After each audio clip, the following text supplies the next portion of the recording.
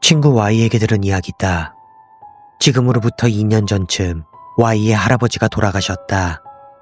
Y는 옛날부터 소문난 할아버지 바보였던지라 장례식 때는 나이값도 못하고 콧물까지 흘리며 펑펑 울었다고 한다. 그리고 딱 할아버지가 돌아가시고 첫 7일째가 되던 날의 일이다. 그날은 Y가 사는 동네에 폭풍경보가 내려질 정도로 바람이 심하게 불었는데 하필 학교에서 돌아오는 버스비가 떨어진 Y는 어쩔 수 없이 집까지 걸어가기로 했다. 도중에 몇 번이나 날아갈 뻔하며 죽을 고생을 한 끝에 겨우 저녁 7시 반이 조금 넘어서야 집에 도착했고 가방에서 열쇠를 꺼내 현관문을 열었다. 그러자 Y가 오기를 기다렸다는 듯이 절묘한 타이밍에 현관 정면에 있는 Y의 방문이 열렸다. 방 안에는 불도 TV도 켜져 있었고 심지어 유일한 난방기구인 할로겐 히터까지 켜져 있었다. 와, 이건 엄마가 센스 있게 내 방을 데워놓으신 거구나.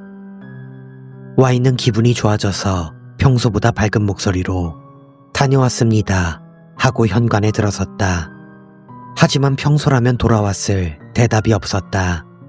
이상하게 생각해서 방금 벗은 신발 쪽을 보니 현관에는 방금 벗어둔 자기 신발만 널려 있을 뿐 엄마는커녕 아빠 신발도 누나 신발도 없었다. 그러고 보니 오늘은 자기 말고 다른 가족들은 전부 할아버지 제사 때문에 늦게까지 집에 안 오는 날이었다. 순간 Y의 머릿속에는 옛날 영화에서 봤던 캄캄한 방 안에 서 있는 긴 머리 여자 유령의 모습이 떠올랐다. 설마 싶었지만 유령이나 귀신은 아니더라도 도둑일 가능성은 있었다. Y는 최대한 발소리를 죽이고 방문 앞까지 가서 살짝 안을 들여다보았다. 그리고 방 안에는 며칠 전 죽은 줄로만 알았던 할아버지가 이쪽을 등지고 앉아 있었다. 그게 할아버지라는 걸 안 순간 Y의 공포심은 순식간에 사그라들었다. 옛날부터 공포영화도 누가 같이 안 봐주면 못 볼 정도로 겁쟁이였던 Y지만 설령 진짜 유령이라고 해도 할아버지라면 얘기가 다르다. Y는 그리움과 죽어서도 자기를 보러 와줬다는 기쁨에 저도 모르게 눈물이 핑 돌았다. 할아버지는 생전 버릇이었던 특징적인 기침을 두세 번 하고는 어색한 동작으로 대머리인 뒤통수를 긁적였다. 할아버지. Y가 부르자 할아버지는 느릿느릿 일어서더니 뒤를 돌아봤다. 기분 탓인지 돌아보는 순간 할아버지의 윤곽선이 쭈글쭈글하게 일그러진 것처럼 보였다. 뒤돌아본 할아버지의 얼굴은 잉크를 뒤집어 쓴 것처럼 새빨갰다. 이야, Y냐? 할아버지가 자기 이름을 불렀다. 귀에 익은 그리운 할아버지의 목소리. 하지만 억양이 이상했다. 너무나 평탄했다. 생전 할아버지에게는 심한 사투리가 있었는데 지금 할아버지에게서 들려오는 목소리는 마치 컴퓨터로 만든 인공음성 같았다. 할아버지가 느릿하게 이쪽으로 한 발 다가왔다. 할아버지, 왜 그래? 너무나 모습이 이상한 할아버지에게 말을 걸자 할아버지는 또 아까와 똑같이 기침을 하고 머리를 긁적였다. 할아버지, 집에 돌아온 거야? Y가 그렇게 묻자 할아버지는 조금 생각하는 척 천장 쪽을 바라보더니 이야, Y냐? 아까와 완전히 똑같은 대사를 아까와 완전히 똑같은 발음으로 반복했다. 거기서 Y는 조금 무서워졌다. 이 녀석은 할아버지가 아닌 게 아닐까. 할아버지는 여전히 천장을 보고 있었다. 손끝에서 뚝뚝 떨어지는 족보라색 액체가 방 카펫에 작은 물덩이를 만들고 있었다. 자세히 보니 팔의 부자연스러운 위치에서 팔꿈치가 굽어 있었다. 어깨에서 팔꿈치까지가 엄청나게 길었다. 살아계실 때의 할아버지는 분명 이러지 않았다. 이 녀석은 혹시 할아버지 흉내를 내고 있는 다른 무언가가 아닐까. Y는 조금씩 발소리를 내지 않으려 발을 질질 끌며 뒤로 물러났다. 그걸 눈치챘는지 할아버지 흉내를 낸 그 녀석은 목만 기이하게 길게 늘려 이쪽을 쳐다봤다. 망했다. 들켰다. 그렇게 생각한 다음 순간 눈앞에 녀석의 얼굴이 있었다. 어깨 위로만 부자연스럽게 쭉 뻗어 있었다. 늘어난 목이 고무 같았다. 눈앞에서 녀석의 입으로부터 보글보글 적보라색 거품이 일었다. 이야, Y냐? 그리고 Y는 정신없이 근처 서점을 향해 달렸다. 집에 혼자 있는 게 무서웠다. 9시가 넘어서 가족들이 돌아올 때까지 집 안에는 들어가지 못했다. Y는 가족들에게 그 일을 이야기했지만 아무도 진지하게 들어주지 않았다. 결국 Y는 그날 밤 그 빨간 할아버지가 나왔던 자기 방에서 자게 되었다. Y는 제정신이 아니었다. 눈을 감았다 뜨면 그 빨간 얼굴이 있을 것만 같아 좀처럼 잠들 수가 없었다. 한참이 지나고 그래도 졸음이 공포와 긴장을 억누른 덕에 Y는 겨우 잠에 들었다. 새벽녘에 눈을 떴는데 얼굴이 영 간지러웠다. 세면대에 가서 거울을 보니 Y의 얼굴이 적보라색 진물로 흥건하게 젖어 있었다. 그날부터 Y는 자기 방에서 자는 것을 그만뒀다. 다음에 또 그 녀석이 나타난다면 이번에야말로 도망칠 수 없을 것 같다는 생각이 들었기 때문이다. Y는 지금도 말한다. 그건 말이야, 할아버지가 아니었어. 이야, Y냐?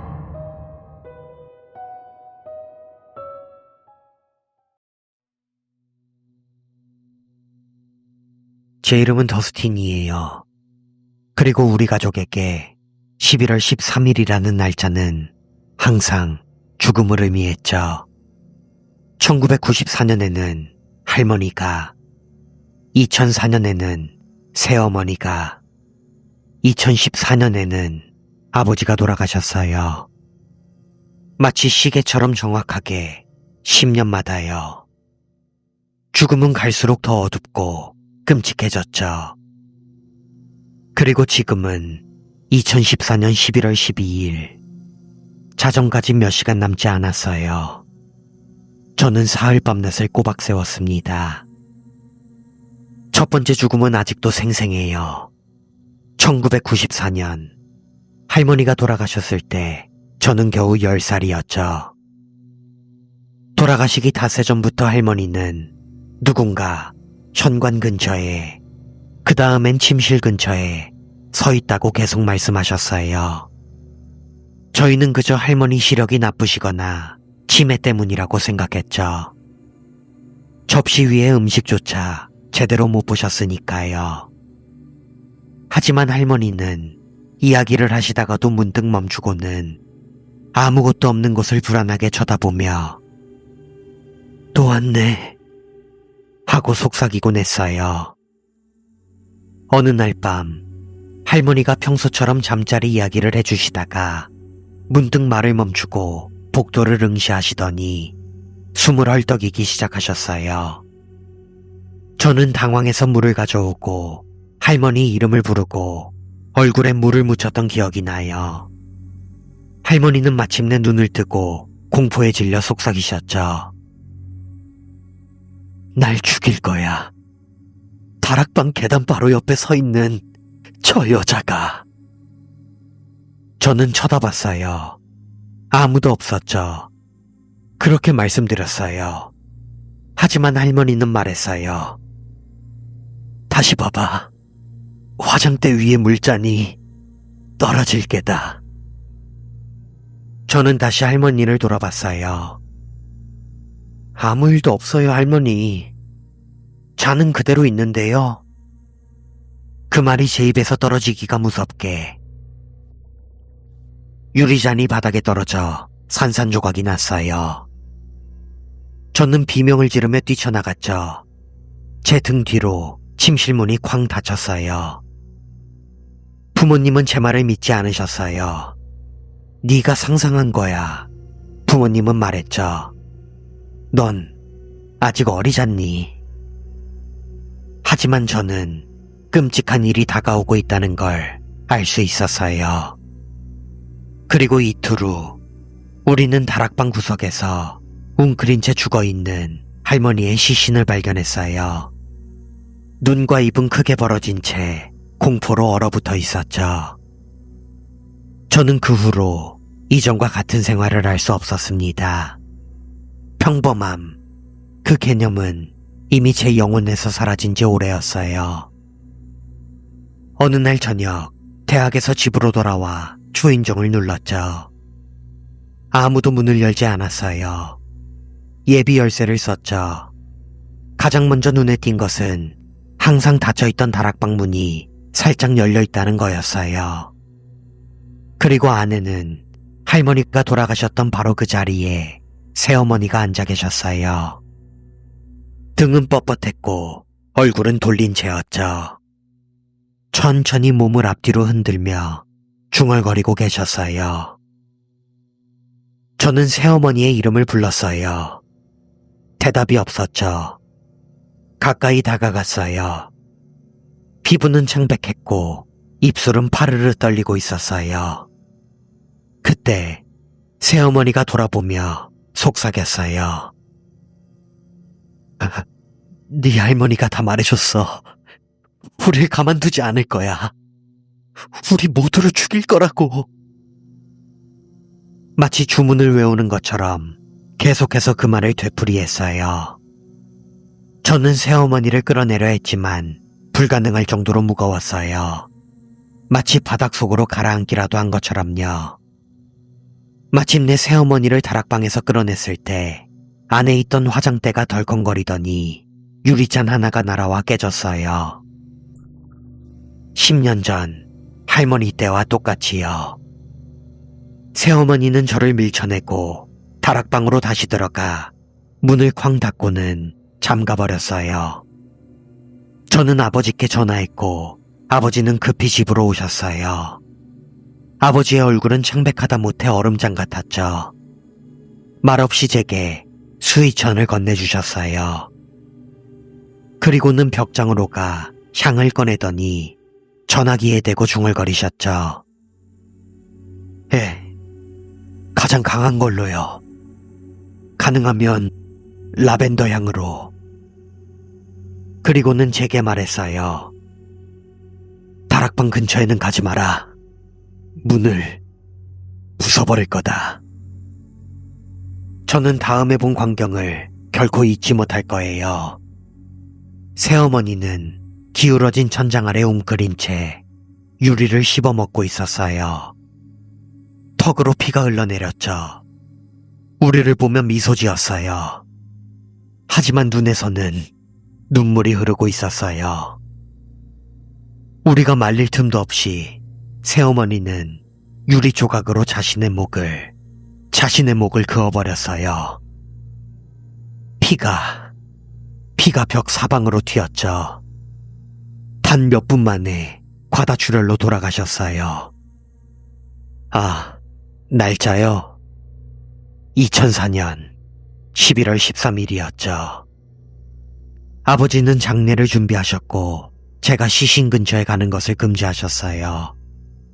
저를 안전하게 지키려고 하셨죠. 하지만 이런 말도 안 되는 일로부터 저를 지켜줄 수 있는 사람은 아무도 없어요. 2014년 다음 11월이 다가오면서 저는 끊임없는 공포 속에서 살았어요. 거울을 피하고 다락방을 잠그고 거의 잠을 자지 못했어요. 11월 9일 밤 아버지는 뭔가 달라 보였어요. 조용했죠. 말씀도 별로 없으셨고 식사도 하지 않으셨어요. 10일에는 자기 방에 틀어박히셨죠. 11일이 되자 제가 노크를 해도 대답조차 하지 않으셨어요. 저는 정원에서 혼잣말을 하고 있는 아버지를 발견했어요. 오래된 떡갈나무 아래 앉아 다락방 열쇠를 손에 쥔 채였죠. 아버지는 그녀, 우리를 괴롭히는 존재와 이야기하고 있다고 했어요. 저를 살려달라고 애원하고 있다고, 과거에 대해 사과하고 있다고. 그리고 그날 밤 아버지는 차를 끓이고 자장가를 흥얼거리셨어요. 이전과는 다르게 너무나 평온해 보였죠. 12일 밤 저는 아버지께 저녁 식사를 드리고 아버지 방에 머물렀어요. 아버지가 화장실에 가셨을 때 저는 방에서 기다렸죠. 하지만 아버지는 다시 돌아오지 않으셨어요. 화장실 문을 노크했어요. 대답이 없었죠. 문을 부쉈어요. 안에는 벽에 한 줄의 문장이 계속해서 긁혀 있었어요. 내 잘못이었어. 아버지는 사라지고 없었어요. 정원 창문이 열려 있는 것을 봤어요. 밖으로 뛰쳐나가니 아버지가 흙바닥에 무릎을 꿇고 기도를 중얼거리고 계셨어요. 그러다 갑자기 맨손으로 흙을 파기 시작하셨죠. 제가 아버지를 끌어내려 했지만 아버지는 제가 알지 못했던 힘으로 저를 밀쳐냈어요. 아버지는 얇게 파인 구덩이 안에 누워 제게 속삭였어요. 몸 조심해라. 그녀가 날 데리러 왔다. 그리고는 근처에 있던 벽돌을 집어들어 자신의 머리를 내리쳤어요. 제가 비명을 지르기도 전에 돌아가셨죠. 그렇게 현재에 이르게 됐어요. 2024년 11월 12일. 거의 자정이죠. 이 모든 것에도 불구하고 깜빡 잠이 들었나 봐요. 제가 깼을 때 목소리들이 들렸어요. 집안이 가득 차 있었죠. 친척들, 수십 명. 그들은 미소를 지으며 마치 축하라도 하듯 이야기를 나누고 있었지만 그들의 입에서는 아무 소리도 나오지 않았어요. 저는 방에서 나와 복도로 나섰어요. 아무도 저를 눈치채지 못했죠. 그들 모두가 알아차릴 때까지는요. 모든 얼굴이 일제히 저를 향해 돌아섰어요. 그러자 군중 사이를 헤치고 할머니, 새어머니, 아버지가 나타났어요. 저에게 걸어왔죠. 눈은 푹 꺼져 있었고 표정은 텅 비어 있었어요. 할머니가 속삭였어요. 이제 네 차례다, 더스틴. 넌 도망칠 수 없어. 저는 비명을 지르며 깼어요. 밤 9시 40분이었죠. 그때 그걸 들었어요. 다락방 문이 삐걱거리며 열리는 소리. 향냄새. 모든 죽음 때마다 있었던 그 야래양 향기가 공기를 가득 채웠어요. 다락방 바닥에는 일기장이 놓여 있었죠. 일기 안에는 제가 본 적 없는 필체가 있었어요. 고백이었죠. 제가 평생 엄마라고 불렀던 여성은 엄마가 아니었어요. 아버지의 두 번째 부인이었죠. 제 진짜 어머니는 아버지의 첫 번째 부인이었어요. 그리고 저를 낳은 직후 돌아가셨죠. 독살, 야래양에 의해 유발된 탈수, 고통 속에 방치된 채 다락방에 묶여서. 할머니가 꾸민 일이었어요. 지창금이 있는 며느리를 원했죠. 그리고 제 어머니가 불편해지자 그들은 어머니를 제거했어요. 그 마지막 기록들을 읽으며 저는 고개를 들었어요. 한 여자가 다락방 구석에 서 있었어요. 위협적이지 않았어요. 화난 것도 아니었죠. 그저 저를 바라보고 있었어요. 평온하게. 어쩌면 저는 오늘 밤 살아남을지도 몰라요. 제 어머니의 복수는 이미 이루어졌으니까요. 그런데도 왜 이 불안감은 사라지지 않는 것일까요?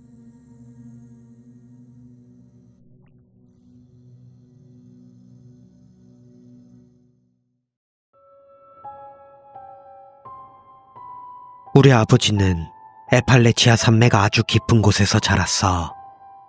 오후만 돼도 나무들이 해를 꿀꺽 삼켜버리고 길은 끝을 보여주기 싫다는 듯 뱀처럼 구불구불 이어지는 그런 외진 곳 말이야.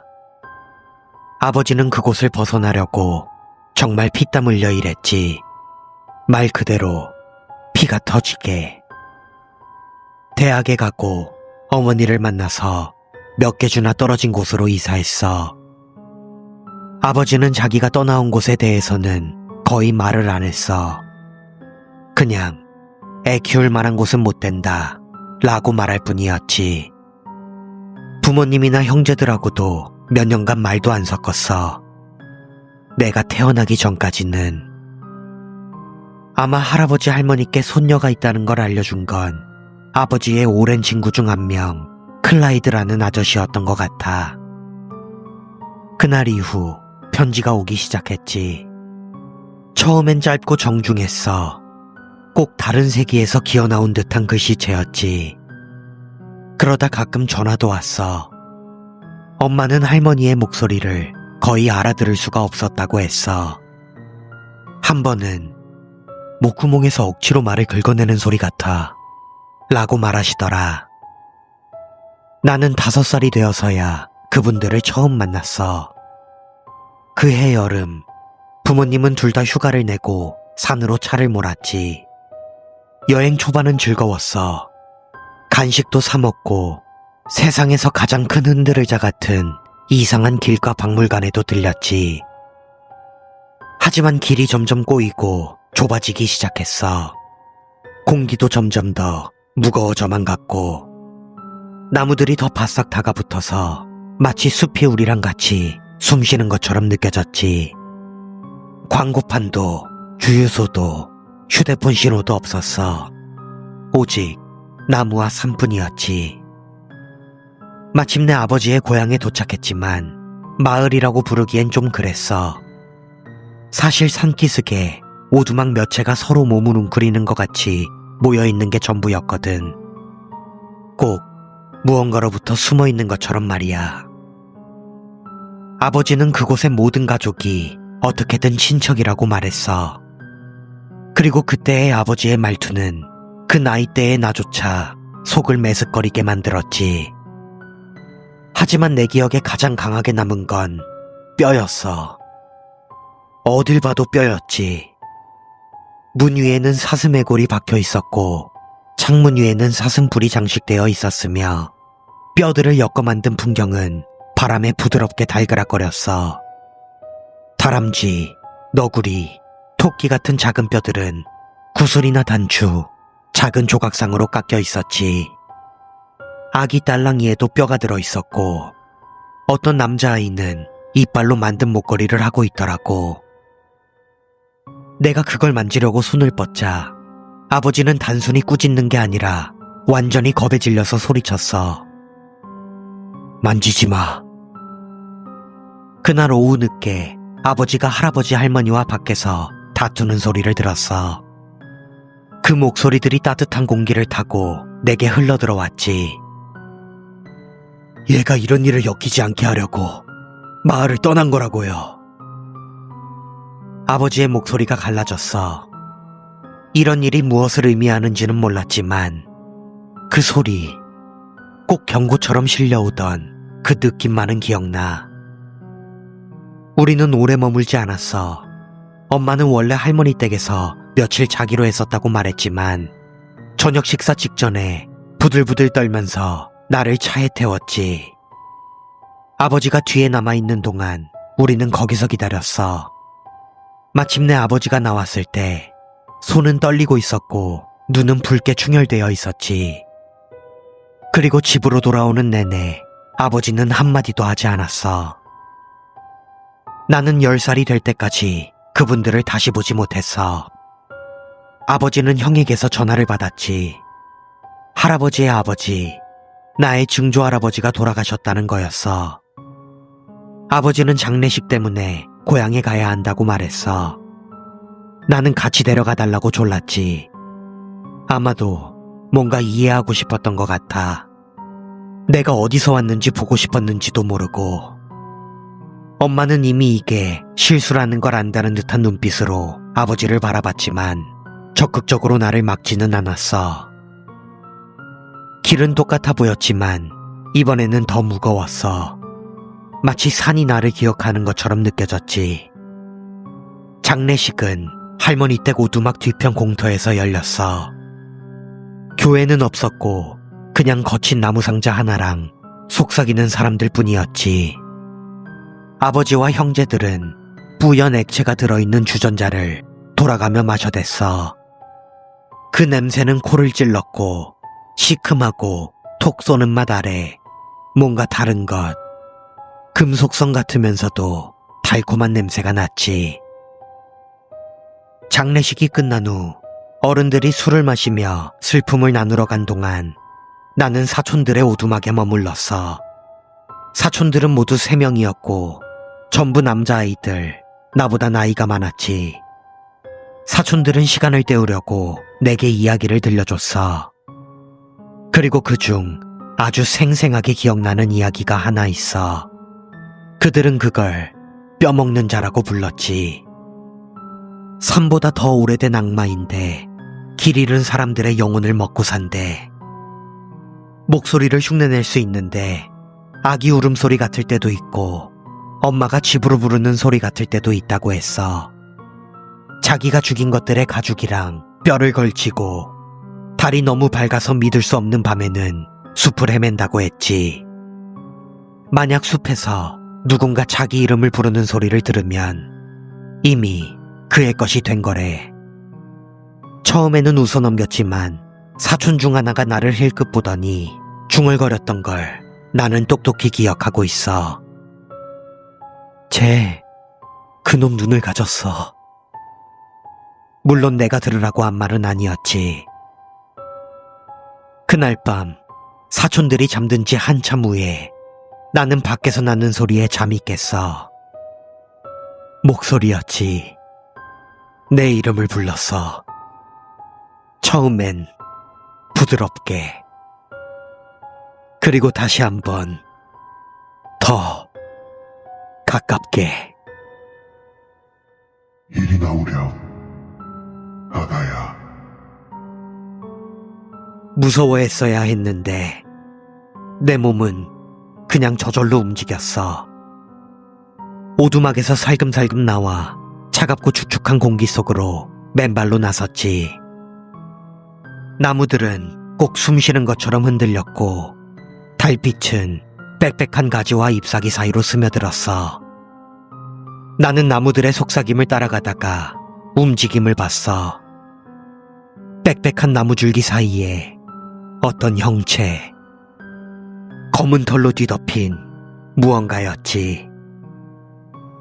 처음엔 곰인 줄 알았는데 그건 똑바로 서 있었어.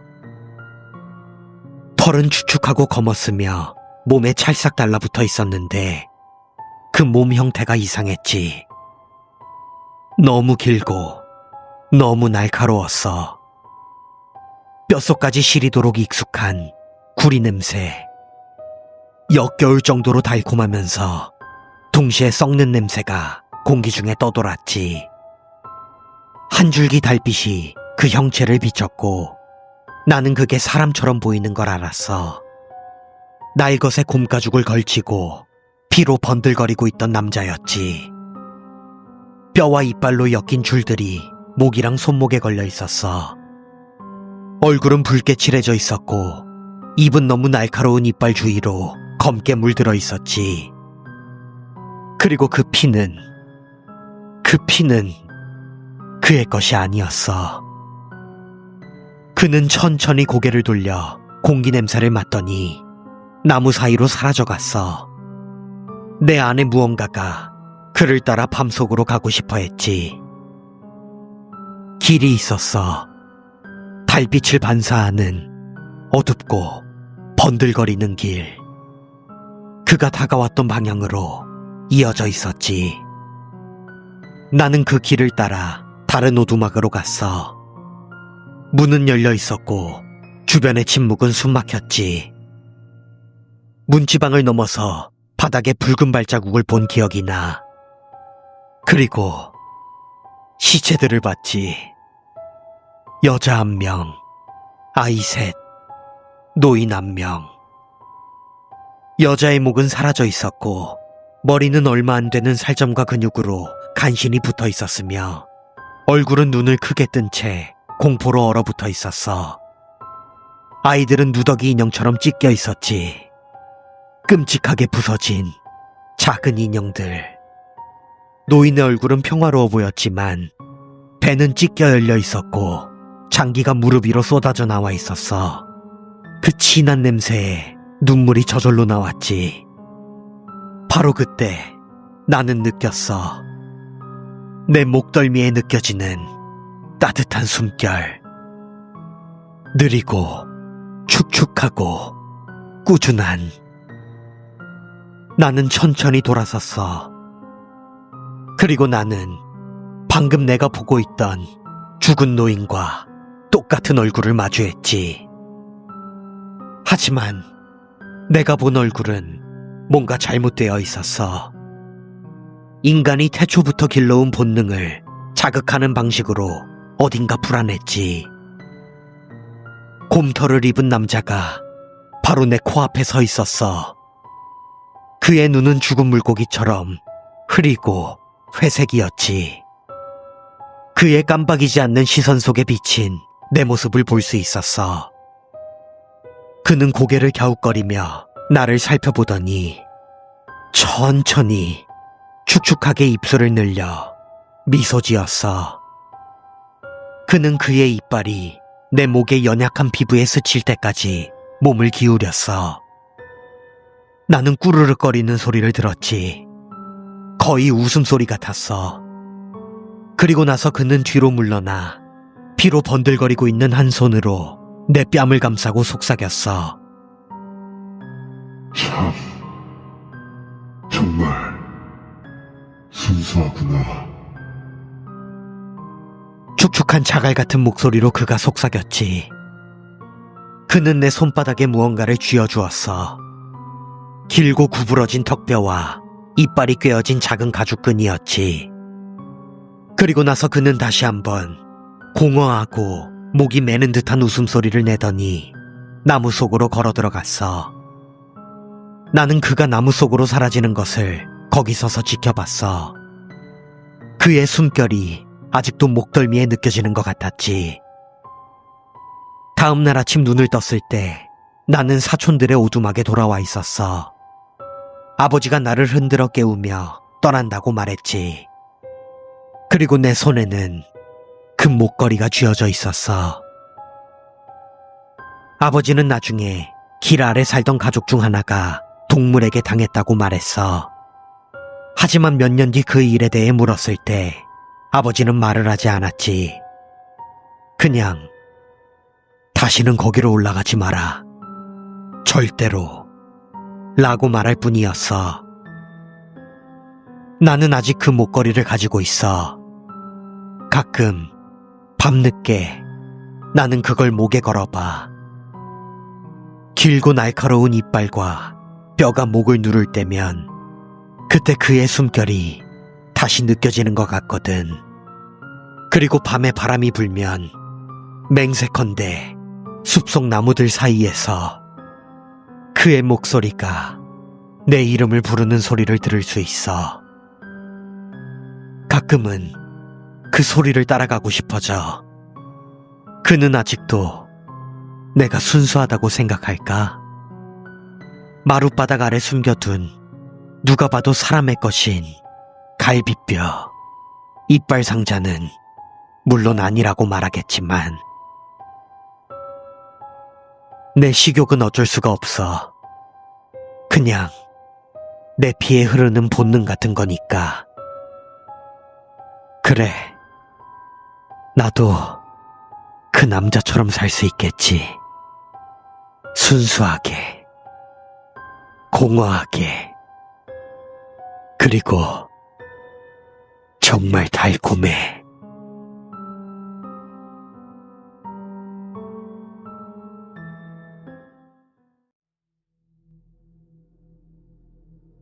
나는 태어나기는 도시근교에서 태어났지만 그땐 아직 녹지가 많던 시절이라 놀이터가 부족할 일은 없었어.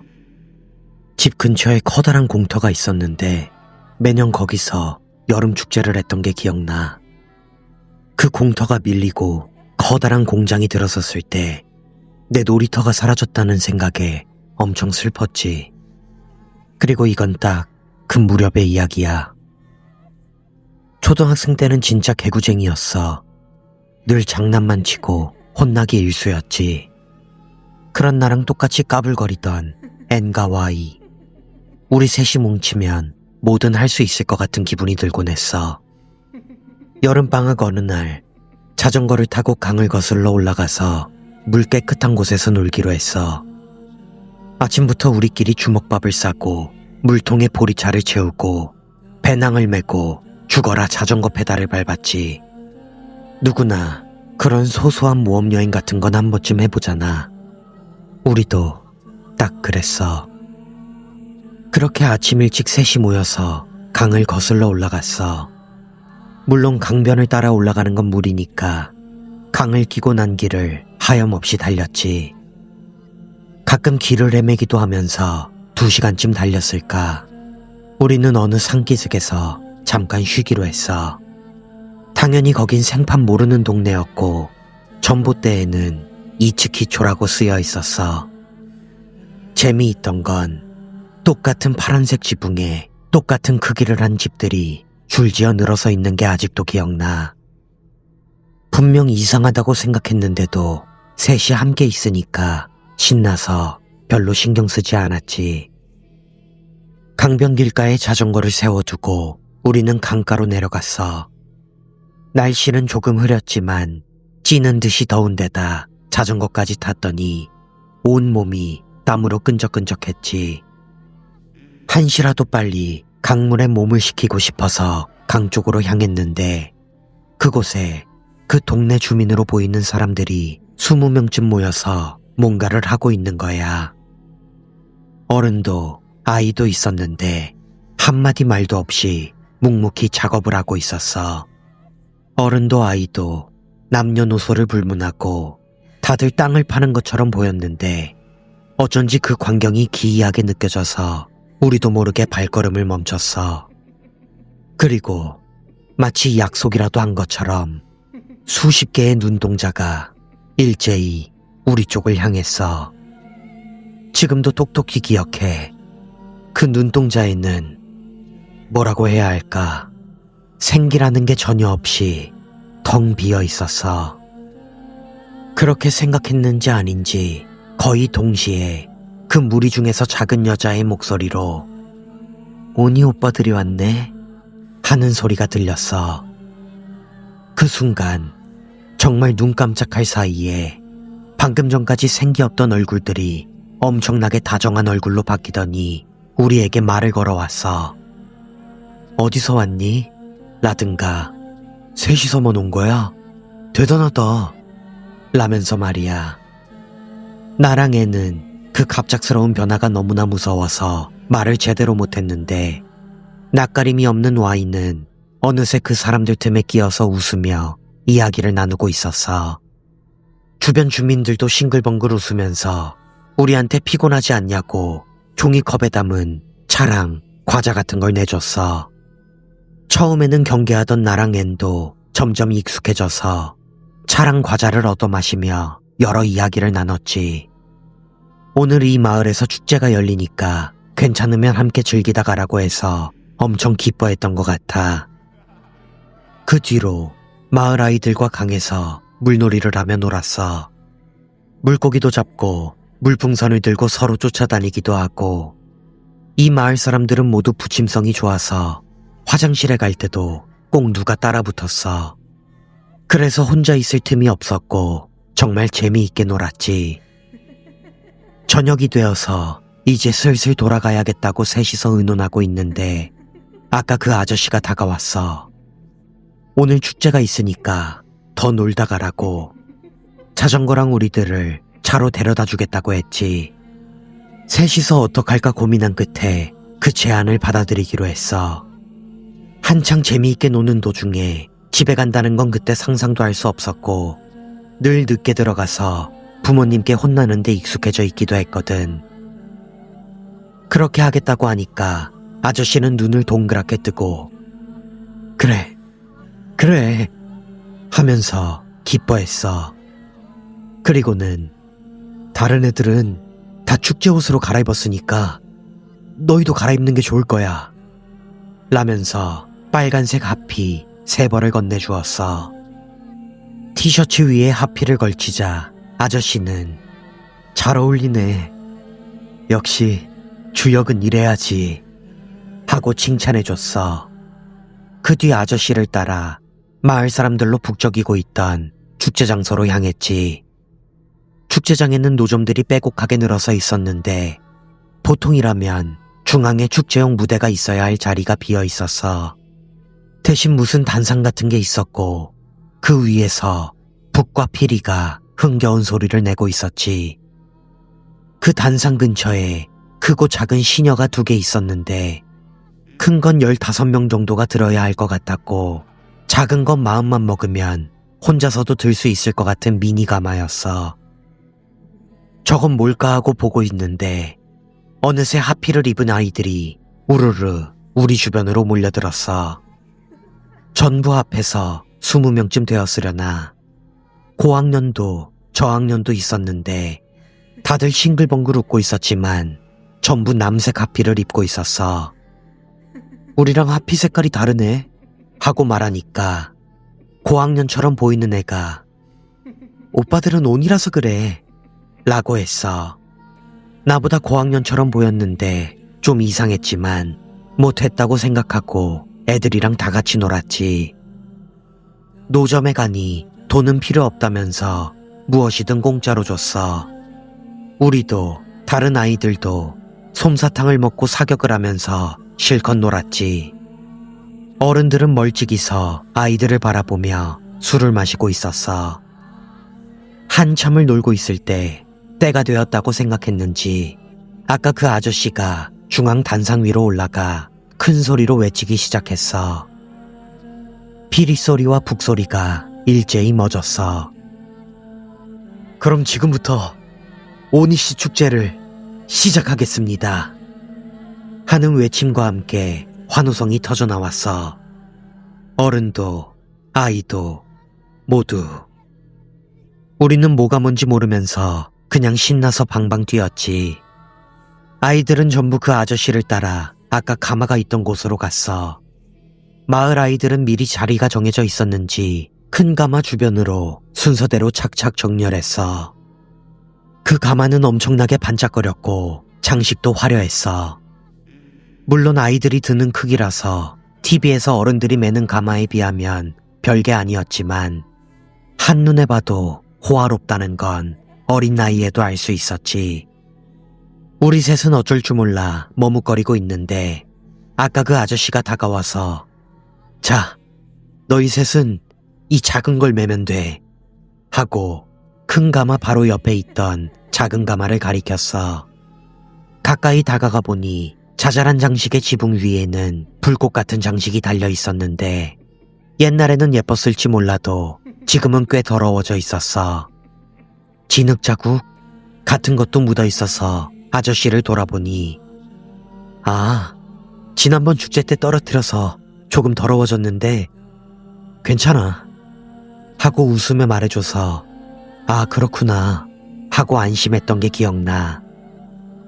위치는 내가 진행 방향의 앞쪽을 메고 Y가 왼쪽, N이 오른쪽이었어.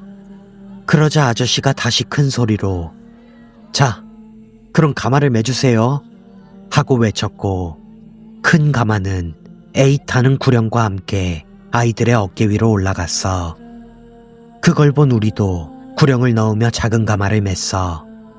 아니, 매려고 했지. 그 순간 겉보기와는 전혀 다른 무게에 깜짝 놀라 가마를 떨어뜨릴 뻔했어. 황급히 달려온 아저씨가 받쳐줘서 떨어뜨리지는 않았지만 이건 정상이 아닌 무게였어. 아저씨 쪽을 힐끗 보니 자자, 힘내. 이 주변을 5바퀴 정도만 돌면 되니까 하고 다정하게 말해줘서 일단 힘내보기로 했어. 양 어깨가 가마의 무게로 삐걱거렸지만 걷지 못할 정도는 아니었어. 아주 천천히 셋이서 시계 방향으로 걷기 시작했어.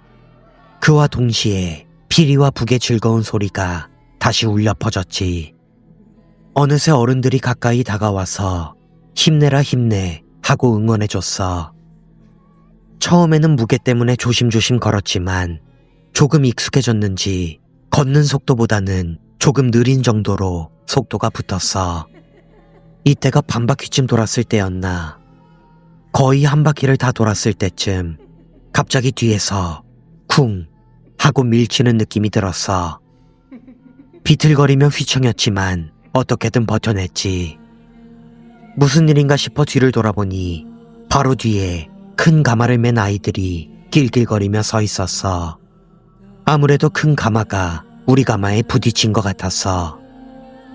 맨 앞에 아이가 미안 하고 사과하길래 괜찮아 하고 대답하고 다시 걷기 시작했어. 겨우 한 바퀴, 이걸 4바퀴나 더 돌아야 한다니 하고 한숨 돌리는데 또다시 쿵 하고 부딪혔어. 똑같이 휘청거리는 우리와 가마. 뒤를 돌아보니 역시나 큰 가마의 아이들이 길길거리고 있었어. 맨 앞에 아이가 미안 하고 또 사과했어. 너무 무거워서 대꾸할 여유도 없었기에 가볍게 고개만 끄덕이고 다시 걷기 시작했지. 어느새 어른들은 손을 뻗으면 닿을 만큼 아주 가까이 다가와 있었어. 다들 입으로는 힘내라, 조금만 더 같은 말을 하고 있었지. 그 응원을 받으며 몇 걸음 내디뎠을 때 지금까지와는 비교도 안 될 정도로 격렬하게 쿵 하고 뒤에서 박아버렸어. 나도 모르게 가마에서 손을 놓치고 바닥에 손을 짚었어. 가마가 떨어지겠다고 생각하며 위를 올려다보니 가까이 있던 어른들이 떨어지지 않게 받쳐주고 있어서 가마는 공중에 떠 있었어. 다른 어른의 손이 나를 일으켜 세우고 가마 앞에 다시 세우자 가마를 받치고 있던 손들이 사라지고 양 어깨로 무게가 파고들었어. 뒤를 돌아볼 여유도 없었지만 귓가에는 느리니까 부딪히는 거잖아 하는 목소리가 들려왔어. 순간 욱했지만 지금은 빨리 이 가마를 내려놓고 싶은 마음뿐이라 다시 걷기 시작하려던 그 순간을 노리고 또 쿵 하고 부딪혔어. 똑같이 앞으로 고꾸라졌고 양손이 바닥에 닿기 직전에 어른들의 손에 받쳐졌지. 가마도 공중에 떠 있었어. 다시 일으켜 세워지고 가마를 맸어. 그리고 또 바로 쿵, 또 넘어질 뻔하면 어른들이 받치고 또 가마를 메고. 이건 명백히 이상했어. 주변의 목소리들도 힘내라 같은 응원이 아니라 빨리 일어서, 빨리 걸어 같은 고함으로 변해 있었어. 우리는 반쯤 울상이 되어 가마를 메고 있었지. 어른들 중에는 대나무를 쪼개 만든 죽도 같은 것으로 엉덩이를 때리는 사람까지 있었어. 이제 싫다고 도망치려 해도 주변의 어른들에게 붙잡혀 다시 끌려왔어. 이상하다. 뭔가 이상해. 그런 생각이 들어 문득 가까이 있던 어른의 얼굴을 보고 깜짝 놀랐어. 이미 웃는 얼굴이 아니었어. 마치 원수를 보는 듯한 눈으로 우리 셋을 노려보고 있었어. 주변의 다른 어른들도 마찬가지였어. 모두가 무시무시한 얼굴로 우리를 쏘아보고 있었지. 어린 마음에도 이건 아니다 싶어 어떻게든 도망칠 궁리를 하는데 그걸 눈치챘다는 듯이 뒤에서 쿵 하고 부딪혀 또 넘어지고 말았어. 거친 손길에 일으켜 세워지고 억지로 가마를 어깨에 맸어. 그 짧은 순간의 주위를 둘러보니 우리 셋이 맨 가마 주위로 어른들이 빼곡하게 모여 있었어.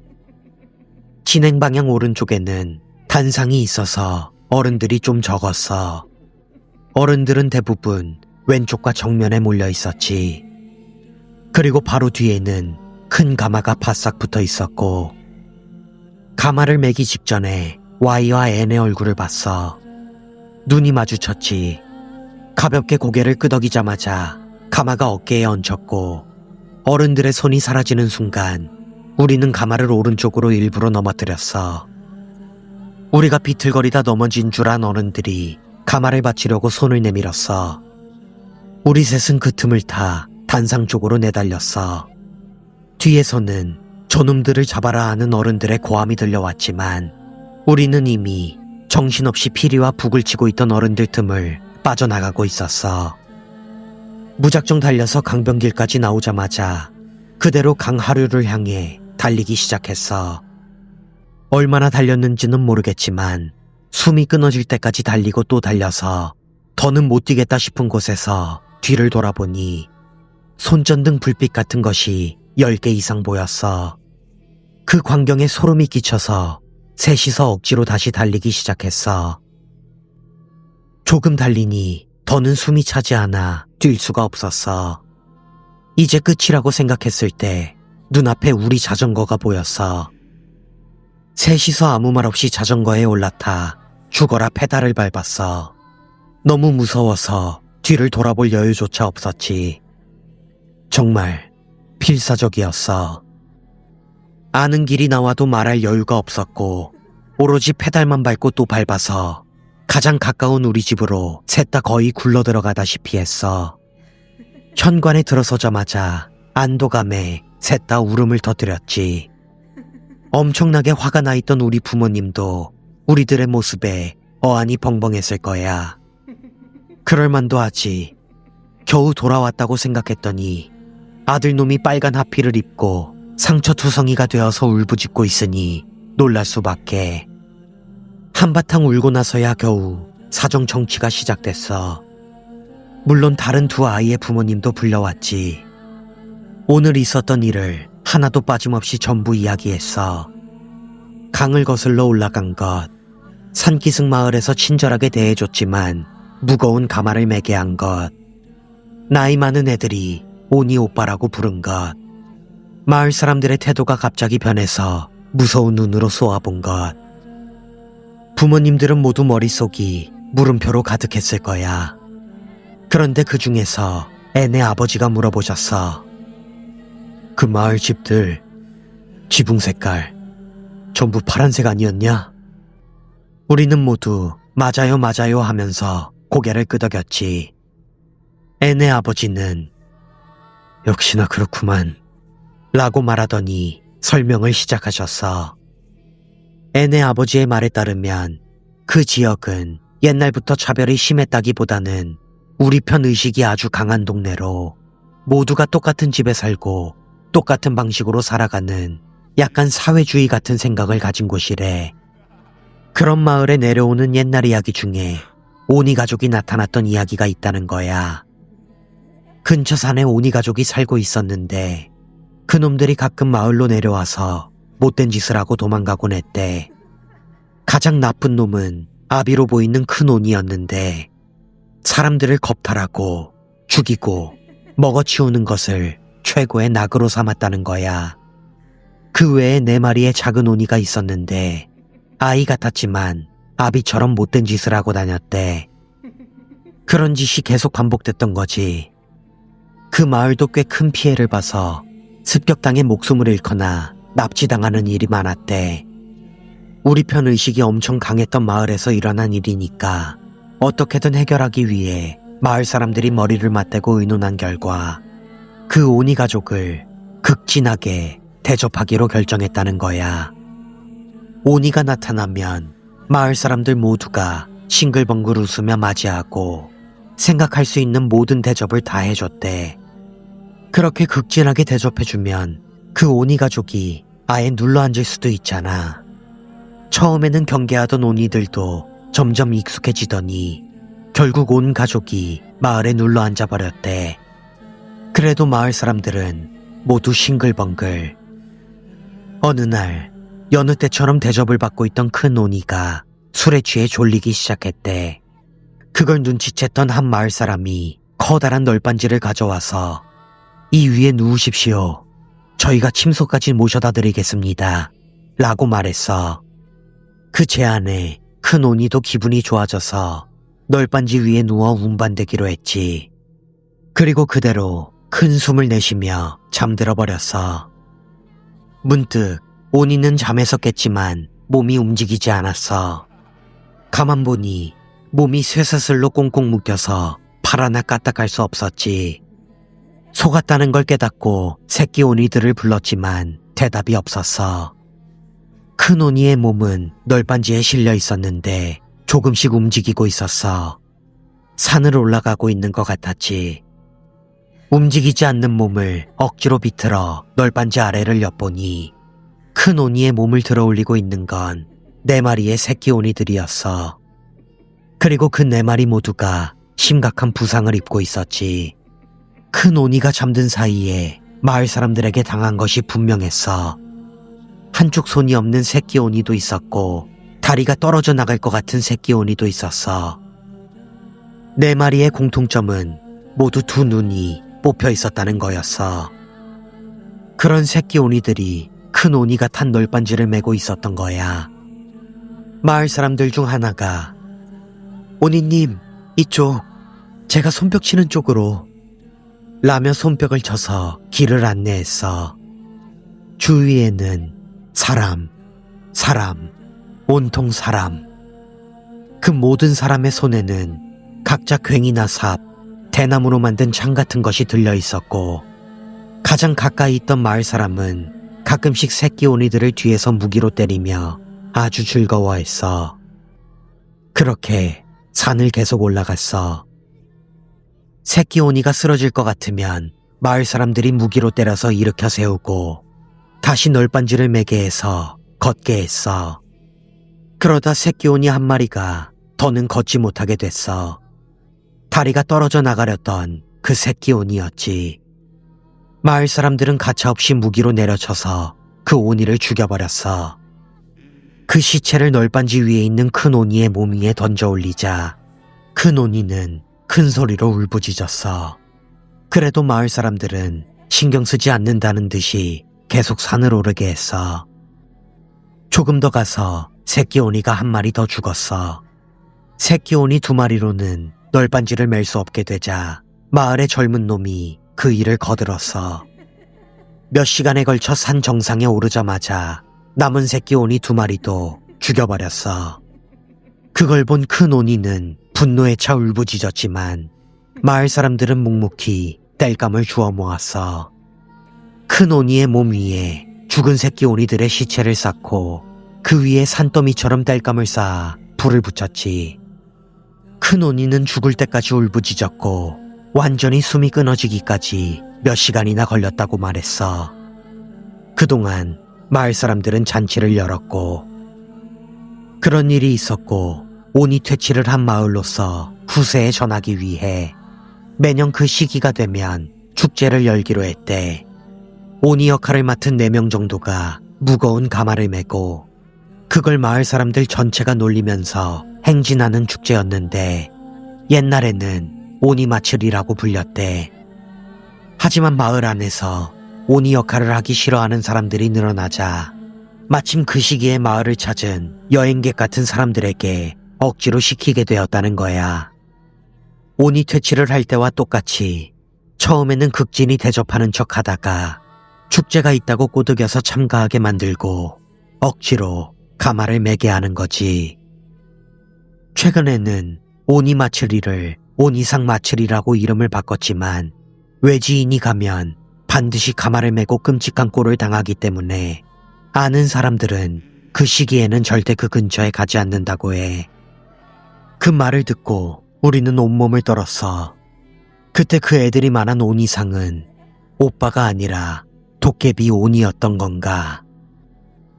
그렇게 생각하고 있는데 앤의 아버지가 불쑥 말했어. 어떤 책에 따르면 그 산에 살던 건 오니 가족이 아니라 산적 가족이었다는 말도 있더군. 그럼 죽임을 당한 건 5마리의 오니가 아니라 5명의 사람. 그 후로는 한동안은 외출도 못하고 집안의 작은 소리에도 벌벌 떨면서 지냈지. 그래도 지금 와 생각해보면 내 인생에 정말 잊지 못할 하나의 추억이 된 것 같기도 하고.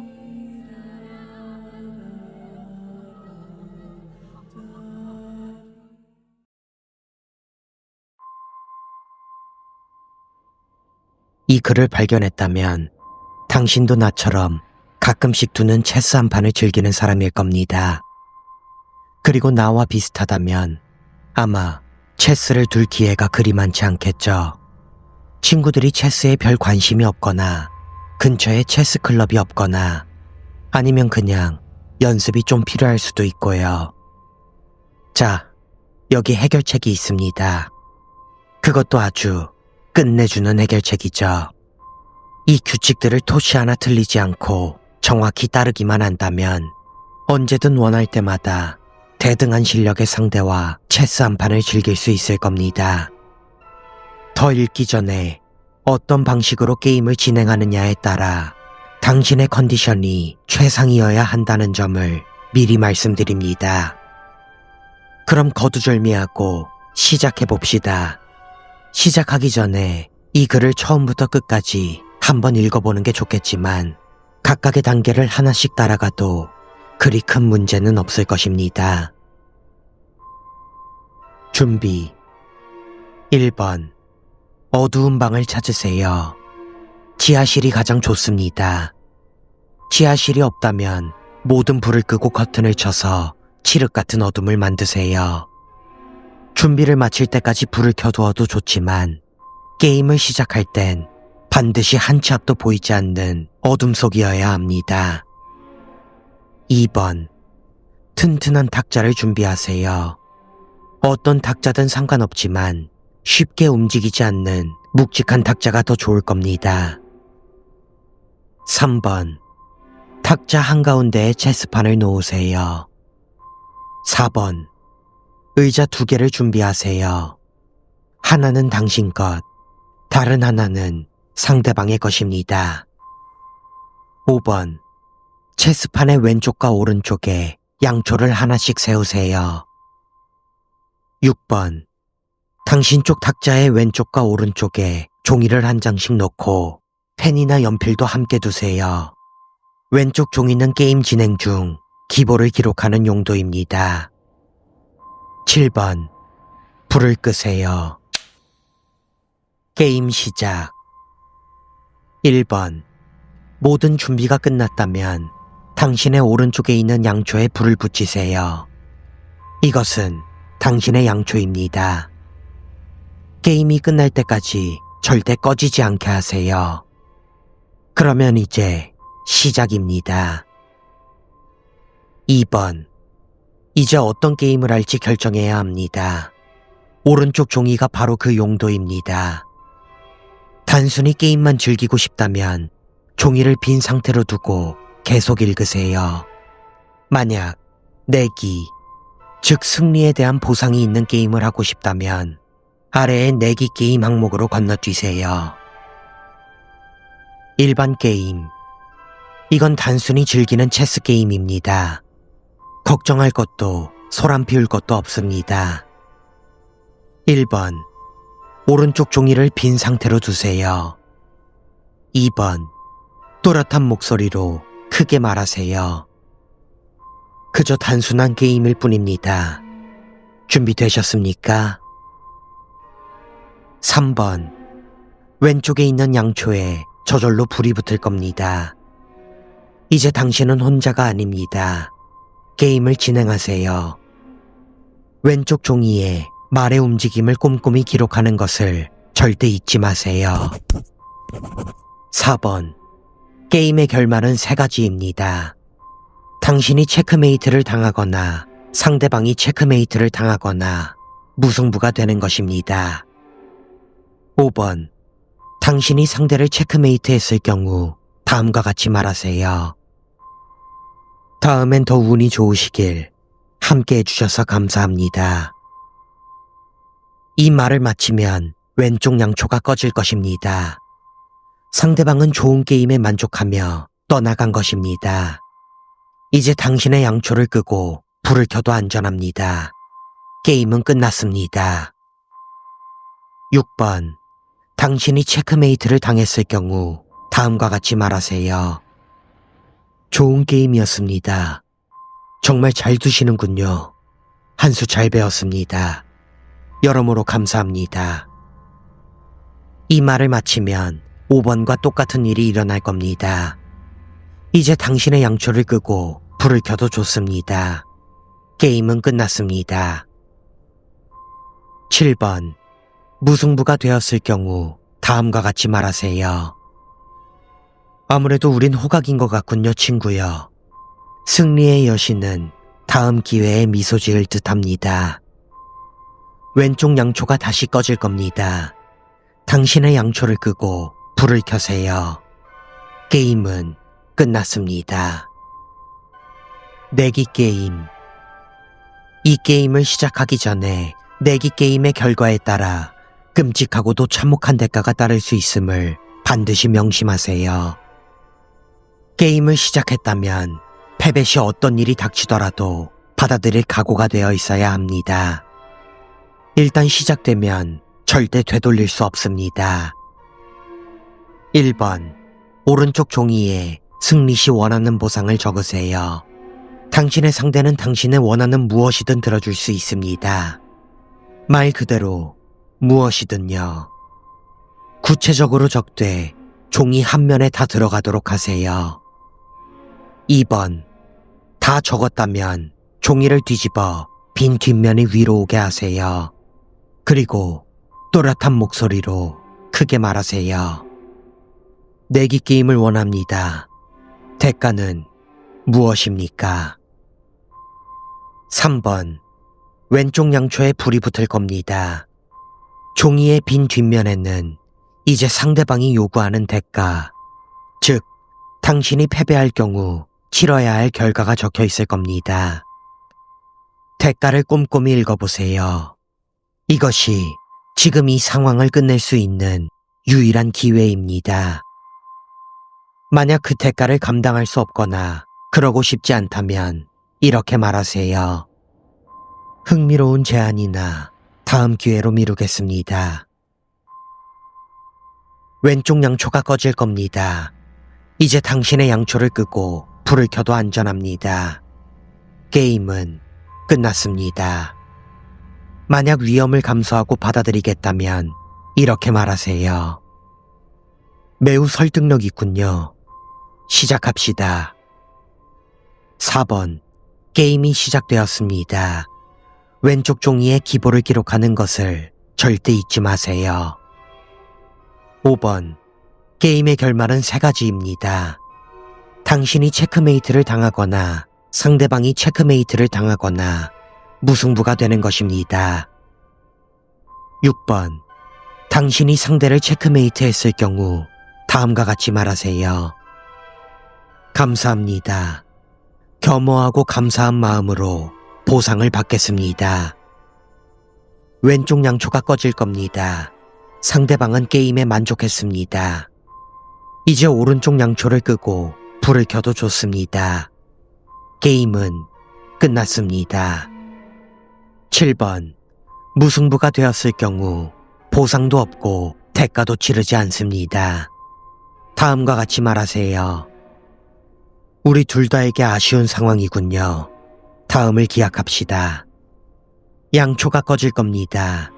당신의 양초를 끄고 불을 켜세요. 게임은 끝났습니다. 8번. 믿을 수 없을 만큼 불행하게도 당신이 체크메이트를 당했을 경우 진심으로 정말 유감입니다. 그 무엇도 이 세상이나 천국의 그 어떤 힘도 다음에 일어날 일을 막을 수는 없습니다. 당신이 할 수 있는 말은 없지만 예의를 지키는 게 나쁠 건 없겠죠. 이렇게 말하세요. 품위 있게 이 결과를 마지막으로 받아들이겠습니다. 대가는 즉시 치러질 겁니다. 부디 그만한 가치가 있었기를 바랍니다. 안전수칙. 안타깝게도 내기 게임의 대가 말고도 내기 게임이나 일반 게임 모두 진정으로 안전하다고 할 수는 없습니다. 다음 규칙들은 만약에 상황이 발생했을 때 더 큰 문제가 생기는 것을 막아줄 겁니다. 1번.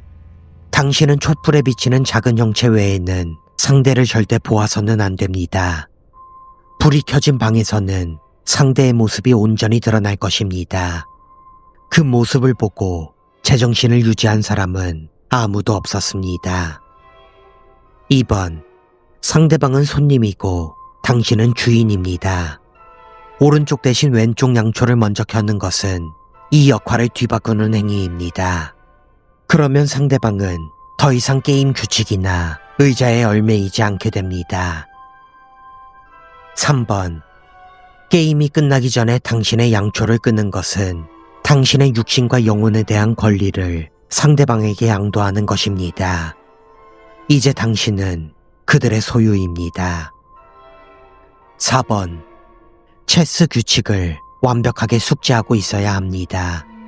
당신의 상대는 부정행위를 설령 그것이 실수였다고 해도 가볍게 넘기지 않습니다. 규칙에 어긋나는 수를 두면 그 말을 놓으려는 순간 당신의 손가락 피부가 벗겨져 나갈 것이고 당신의 양초는 꺼질 것입니다. 5번. 체스는 신사적인 게임입니다. 예의를 갖추고 적힌 대사들을 정확하게 말하세요.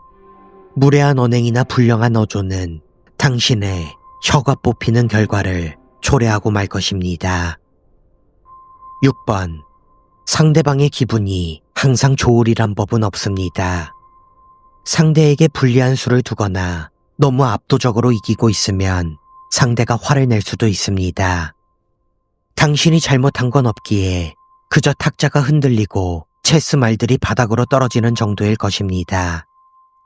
이런 일이 발생한다면 당신에게는 2분의 시간이 주어집니다. 그 시간 안에 체스판을 정확히 원래대로 복구해 놓아야 합니다. 이것이 바로 당신이 모든 수를 기록해 두어야 하는 이유입니다. 7번. 2분 안에 체스판을 원래대로 돌려놓지 못하면 상대방의 인내심은 바닥납니다. 당신의 양초는 꺼질 것이고 당신은 고통의 가장 순수한 정의를 경험하게 될 것입니다. 8번. 게임은 간격을 두고 하세요. 너무 자주 게임을 하면 상대방이 당신의 집을 마음에 들어 하게 될 수 있습니다. 그러면 게임이 끝나도 떠나지 않을지도 모릅니다. 9번. 만약 상대방이 떠나지 않는다면 당신의 양초를 끄지 마세요. 촛불을 켜둔 채로 집을 떠나세요. 양초가 다 타버릴 때까지의 시간이 당신에게 주어진 전부입니다. 그 시간 동안 상대방이 당신을 절대 찾을 수 없는 곳으로 도망치세요.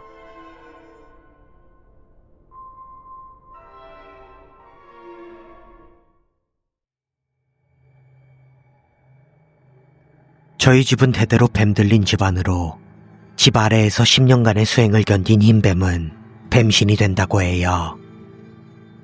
그 피를 이어받은 사람들은 대부분 강한 영감을 가지고 있죠. 물론 저도 그 중 한 명으로 사람과 사람을 잇는 인연을 맺거나 끊는 능력이 있어요. 제 동생이 14살이었을 때 무언가에 홀려 위험에 처할 뻔한 적이 있었는데 어릴 적 동생이 구해줬던 흰뱀의 영이 동생을 지켜줬어요. 그 뒤로도 계속 곁에서 지켜줬던 모양인데 그게 너무 좋았는지 동생이 20살이 넘어가서도 떠나지 않았죠. 그러다 23살이 되었을 때 그 뱀신이 악령으로 변하기 시작했어요. 계속 동생의 안에 머물고 싶다는 이유로 동생을 죽이려고까지 했죠. 겁에 질린 동생은 본가로 돌아와 퇴마 능력을 가지고 있던 할머니의 형제, 사촌들에게 그 뱀을 떼어내는 의식을 받았어요.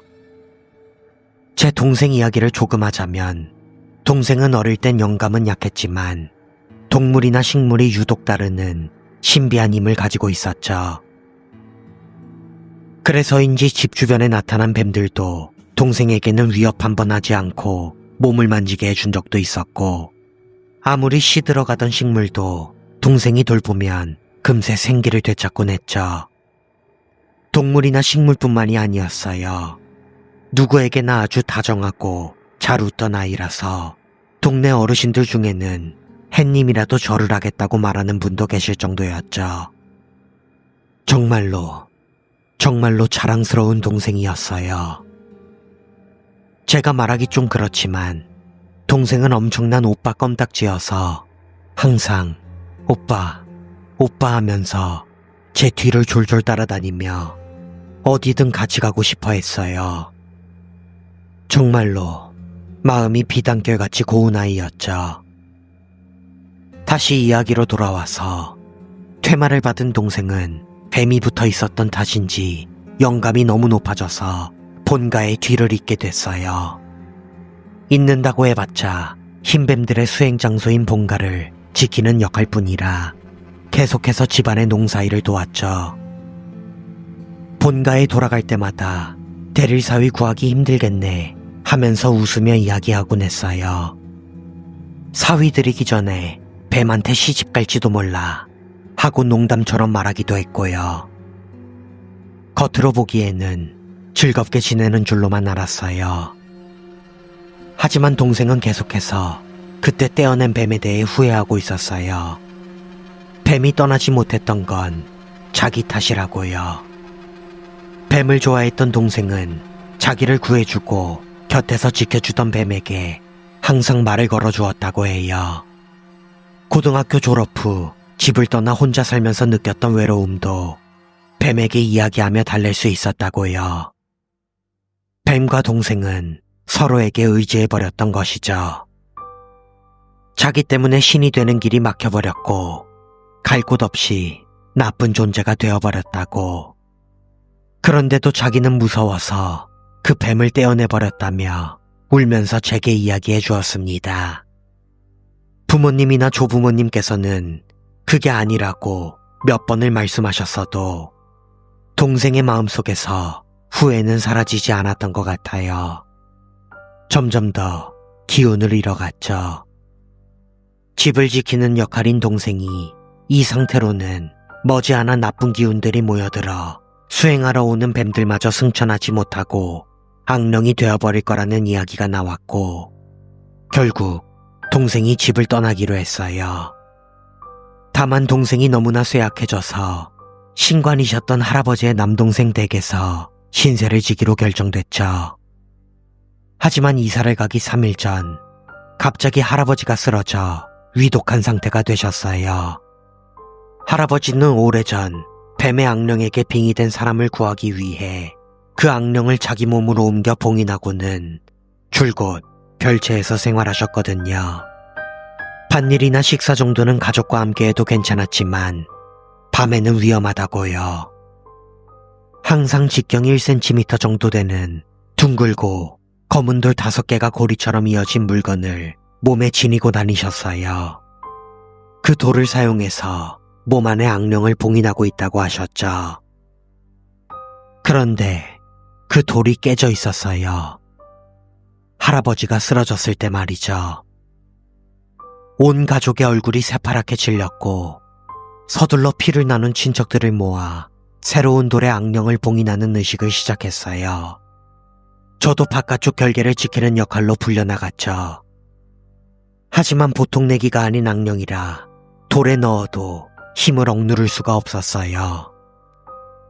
의식 도중에 몇몇이 쓰러졌고 토하는 사람까지 나오면서 바깥 결계의 더 바깥쪽에 있는 저조차 내장이 찢어지는 듯한 고통을 느꼈어요.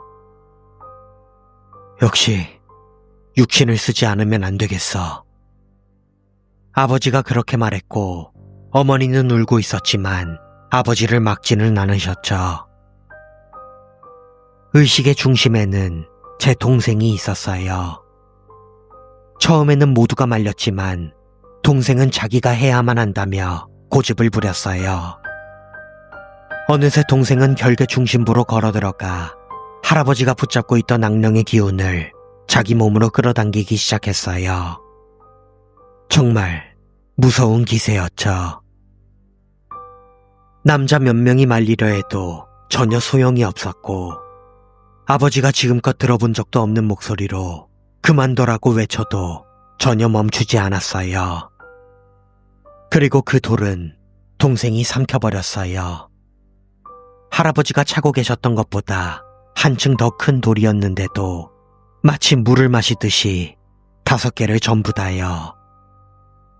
무슨 짓이야. 뱉어내게 해. 온갖 고함이 오갔어요. 저는 중앙에 서 있는 동생을 멍하니 바라보는 것 말고는 아무것도 알 수 없었어요. 그러자 동생이 그 상황에 전혀 어울리지 않는 아주 다정한 목소리로 말했어요. 내가 데려갈게.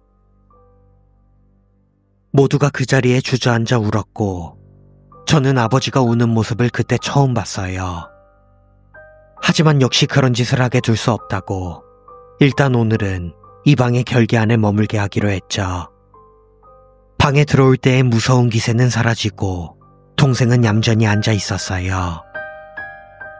그리고 밤이 되어 할아버지가 돌아가셨다는 연락이 왔고 병원에 가고 장례를 준비하느냐 집이 어수선했던 와중에 저는 밖에서 할아버지의 영혼을 봤어요. 별채 쪽으로 가려고 하시는데 무언가 벽이라도 있는 듯 허공을 더듬고 계셨죠. 분명 자신에게 깃들었던 뱀의 악령이 걱정되어 다시 돌아오셨구나. 그런 생각이 들었어요. 제가 부르자 저를 돌아보며 무언가 말씀하셨어요. 할아버지, 그 검은 돌 제 동생이 삼켜버렸어요. 어떻게 안 될까요? 하지만 할아버지는 고개를 가로젓고는 사라져버리셨어요. 그 순간 역시 안 되는구나 하고 냉정하게 생각해버린 제 자신이 너무나 원망스러웠죠. 그 사실을 모두에게 전했지만 부모님은 무슨 방법이 있을 거라며 제게 화를 냈어요. 다음 날 아침 제 동생이 사라졌어요. 잠들어 있던 가족들을 전부 깨워 미친 듯이 찾았죠.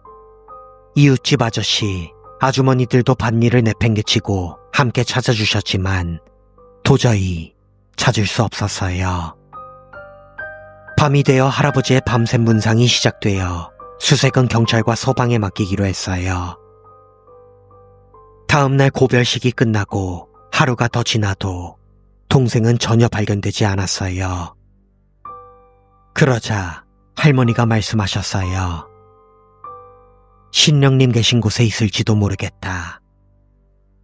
수행을 견디지 못하고 죽은 뱀들을 기리는 대사신묘라는 곳이 있는데 동생은 그 장소를 모를 테니 전혀 생각도 못했다고요. 산을 놀이터처럼 알고 지내던 저였지만 이런 길이 있었나 싶은 길을 따라 한참을 걸어 올라갔어요. 동굴이 보였고 그 안쪽에서 희미한 빛이 보였죠. 커다란 동굴 안에 사당이 있었고 제 동생은 그 앞에 쓰러져 있었어요. 엄청 차갑게 식은 채로. 할머니가 울면서 동생을 끌어안았고 저도 그 곁으로 다가갔어요. 할머니가 보지 말라고 외치기 전에 저는 동생을 보고 말았어요. 제 동생의 낯선 얼굴을. 눈알이 없었어요. 설마 하고 생각했지만 아니었어요. 곡물을 올리는 접시 위에 갈색으로 변색된 2개의 구슬이 2개의 동생의 눈이 놓여 있었으니까요. 할머니가 업고 갈 수 있겠냐고 물으셨고 저는 차가운 동생을 들어올리려 했어요. 사후 경직이 왔을 텐데도 몸은 흐물흐물했어요. 되도록 얼굴을 보지 않으려 했으며 산을 내려와 집으로 돌아와서 반쯤 미쳐버린 어머니를 보는 것도 너무나 힘들었어요. 왜 제 동생이 이런 일을 겪어야만 했을까요? 가족들끼리만 동생의 장례를 치르고 화장한 뒤 뼈가루 속에서 그 검은 돌들이 나왔어요. 열 때문인지 깨져 있었지만 속이 하얗게 비어있는 걸 보고 뱀의 영은 이제 없다고 아버지가 말씀하셨죠. 정말로 동생이 데려간 거구나 라고 생각이 들었어요. 동생이 세상을 떠난 후 본가는 제가 잇고 있고요. 어릴 적부터 모두에게 사랑받았던 동생 덕에 저는 항상 누구누구 동생의 오빠였어요. 옛날에는 장난으로 가끔 동생에게 나쁜 인연을 맺어주거나 좋은 인연을 끊어버리기도 했죠. 하지만 동생은 언제나 행복해 보였어요. 20살이 넘어 만났을 때 동생에게 연결되어 있던 그 검고 질적한 뱀의 인연은 어쩌면 동생이 죽게 될 미래의 인연이었을지도 모르겠어요. 동생이 없는 지금도 제가 집을 지키고 있어요. 하지만 더는 누구누구 동생의 오빠, 그 오빠가 아니죠. 너무나 슬픈 일이에요.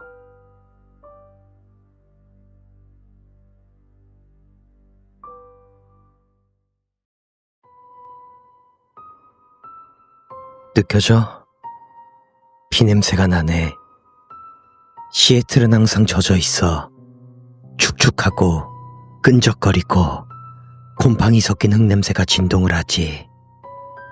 그리고 내 기억은 항상 이 냄새로 시작해. 13살, 아니 16살까지였나. 나는 밤마다 오줌을 쌌어. 매일 밤 기도를 하고 잠들어도 소용없었어. 새벽에 눈을 뜨면 등허리가 차가워. 축축하게 젖은 시트가 내 살에 쩍 하고 달라붙어 있는 그 더러운 기분. 마치 늪에 빠진 것 같은 불쾌함. 그게 내 인생의 첫 감각이었어. 수치심 말이야. 어머니는 나를 욕실로 끌고 가서 씻겨줬어. 다 큰 아들을 벗겨놓고 거친 수건으로 내 거기를 벅벅 문질러 닦았지. 아파. 쓰라려. 근데 이상하게 기분이 묘했어. 어머니가 나를 경멸하는 눈으로 내려다보는데 내 몸은 반응하고 있었거든. 그때 알았지. 아, 여자는 나를 지배하는 존재구나. 그리고 나는 그 여자를 죽이고 싶으면서도 미친 듯이 갖고 싶어 하는구나. 증오, 그리고 욕망은 사실 하나였던 거야. 내 트럭 짐칸에는 항상 페인트 냄새가 났어. 신나, 벤젠, 그 독한 화학 냄새가 시체 냄새를 덮어주니까 너무 좋았지. 첫 번째로 기억나는 건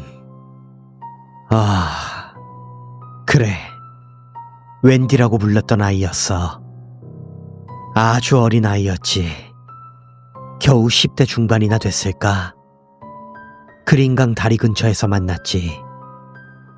그때도 비가 보슬보슬 내리는 밤이었어. 나는 트럭 창문을 내리고 가장 순박한 표정을 지었지. 지갑 속에 있는 내 아들 사진을 보여주면서 나는 웬디한테 말했어. 아가씨, 우리 아들이랑 밥을 먹으려는데 내가 길을 잃어서 말이야. 그리고 그 아이는 의심하지 않았어. 내 얼굴은 너무나 평범했으니까. 바로 옆집에 산다 해도 믿을 수 있을 정도로 동네 아저씨 같았으니까. 트럭 조수석에 웬디가 탔을 때 그 아이한테서 싸구려 풍선껌 냄새가 났어. 그리고 우리는 숲속으로 들어갔지. 돈을 주고 일을 치렀어. 그리고 아이가 옷을 입으려고 고개를 숙였을 때 내 팔이 움직였지. 뒤에서 팔로 목을 감았어. 그 아이의 목은 너무 가늘어서 내 팔뚝 안에 쑥 하고 들어왔어. 처음엔 놀라서 버둥거렸지. 손톱으로 내 팔을 긁고 발로 차고. 근데 나는 그게 좋았어. 내 팔 안에서 생명이 바닥거리는 그 짜릿한 진동.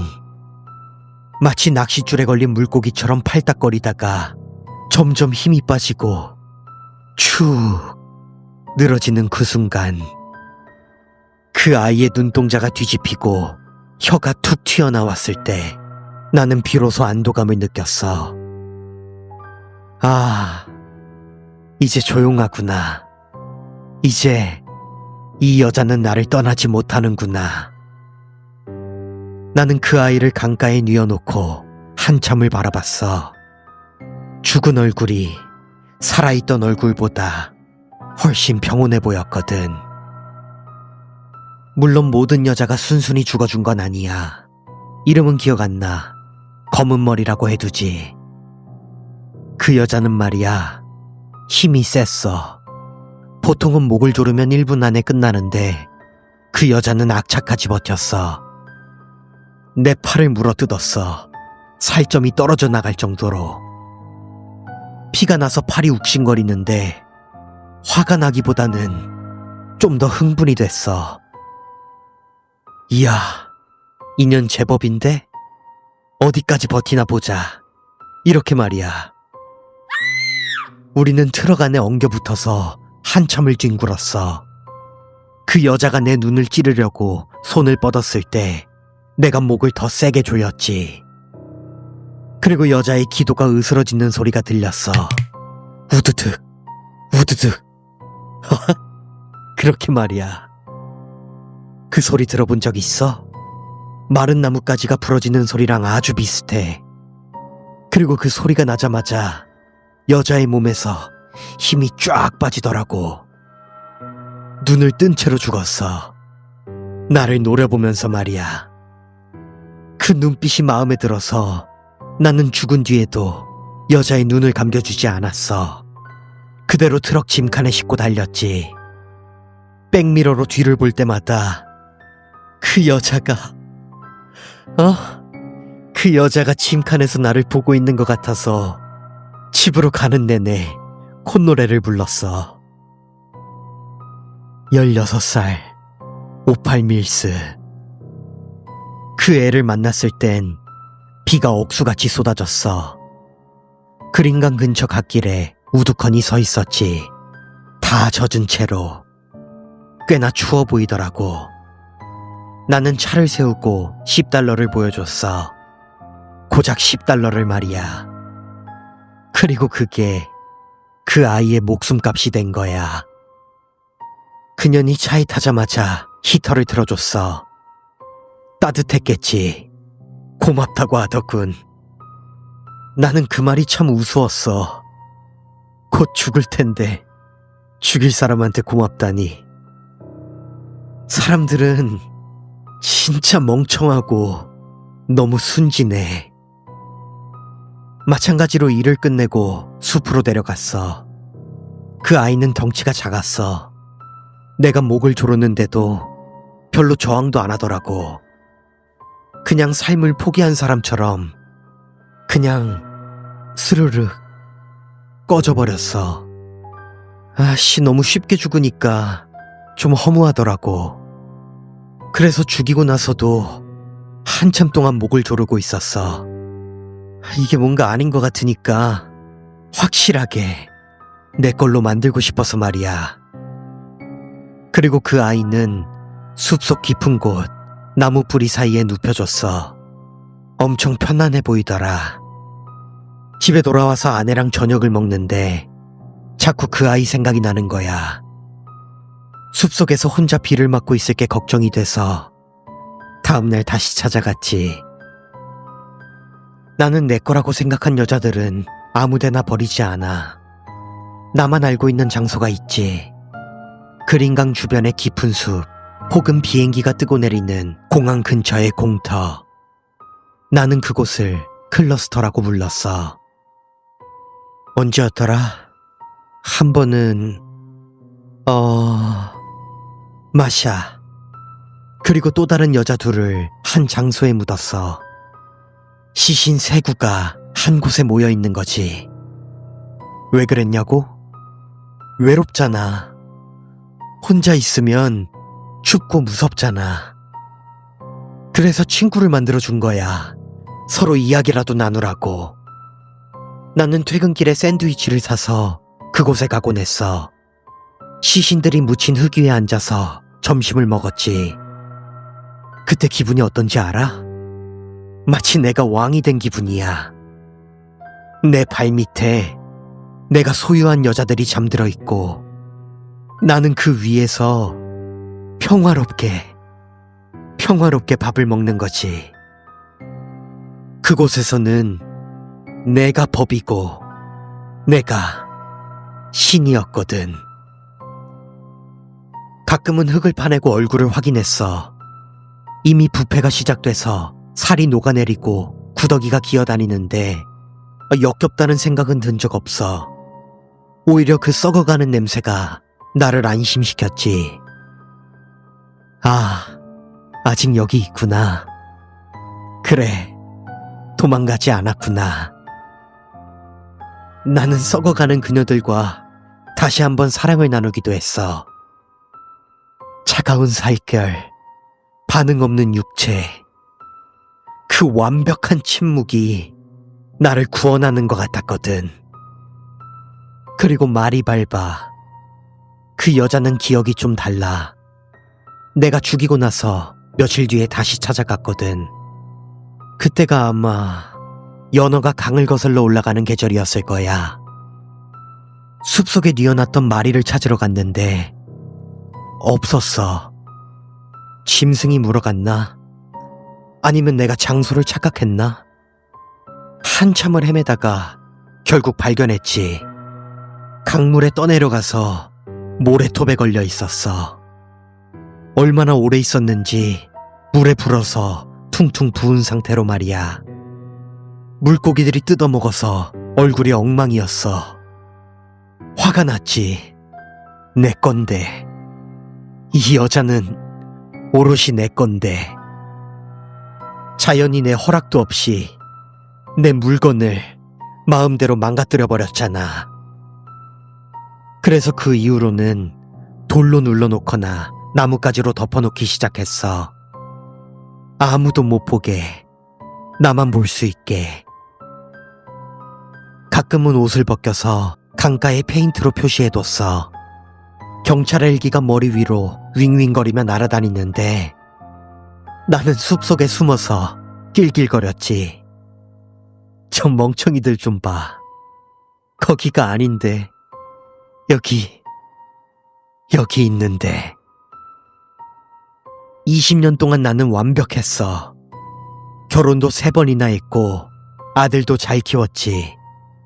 트럭 페인트 칠도 열심히 했어. 사람들은 나를 항상 성실한 게리라고 불렀으니까. 하지만 내 머릿속 지도는 온통 무덤으로 가득 차 있었어. 2001년 경찰이 내 공장으로 들이닥쳤을 때 14년 전에 뽑아갔던 내 침에서 DNA가 나왔다고 했을 때 나는 놀라지 않았어. 그냥 올 것이 왔구나 싶었지. 감옥에 가니까 죽는 건 무섭더라. 사형은 싫었어. 그래서 경찰하고 딜을 했지. 내가 묻은 시신들 다 찾아줄게. 대신 내 목숨은 보장해줘. 그리고 형사들을 데리고 숲을 돌아다녔지. 여기 하나, 저 나무 밑에 둘, 저 바위 뒤에 셋. 근데 솔직히 말할까? 나도 다 기억 못해. 너무 많이 죽여서 이제 헷갈려. 어떤 여자는 얼굴도 기억 안 나고 어떤 여자는 이름도 몰라. 그냥 나한테는 숫자였으니까, 물건이었으니까. 법원에서는 49명이라고 했어. 49번에 종신형. 근데 형사 양반, 내 생각엔 말이야, 70명은 넘을걸? 80명인가? 내가 기억하지도 못하는 여자들이 아직도 저 워싱턴 숲 어딘가에서 흙으로 돌아가고 있을 거야.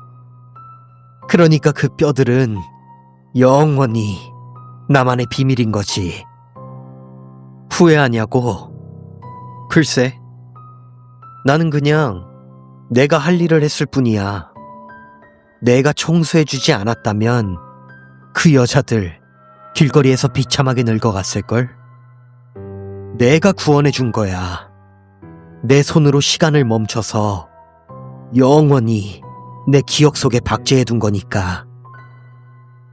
지금도 꿈을 꿔. 그린강의 검은 물결이 나한테 넘실거리는 꿈. 그리고 그 물 밑에서 수십 개의 창백한 손들이 나를 향해 손짓하더라. 무섭냐고? 아니, 오히려 반갑지. 그년들은 온전히 내 것이니까. 어때? 괴물 같아? 악마 같아? 착각하지 마. 거울을 봐. 나는 당신 옆집에 사는 배 나온 아저씨일 뿐이야. 매일 아침 출근길에 마주치는 트럭 운전사야. 교회에서 당신 손을 잡고 웃으면서 축복합니다, 사랑합니다 라고 말하는 그냥 그런 평범한 아저씨일 뿐이라고. 그러니까 조심해. 비 오는 밤에 누가 너무 친절하게 차를 태워주겠다고 하면 말이야. 아들 사진을 보여주면서 여긴 어떻게 가냐고 순박한 표정으로 길을 물어보면 그냥 절대 타지 마.